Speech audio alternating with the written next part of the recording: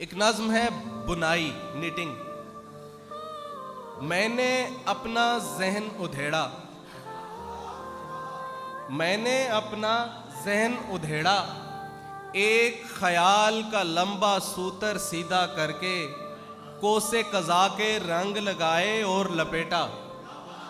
उसके जिस्म का नाप लिया, उम्मीदों की ऐनक पहनी, एक सुनहरे जज्बे की बारीक सलाखें पकड़ी, नज्म बुनी।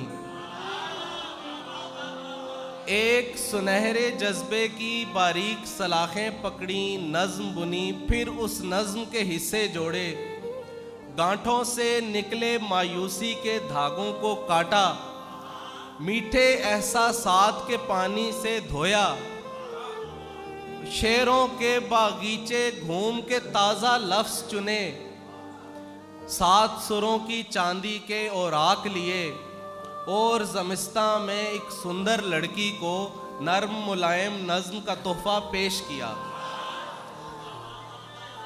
उसने तोहफा खोला, मैंने पहनाया।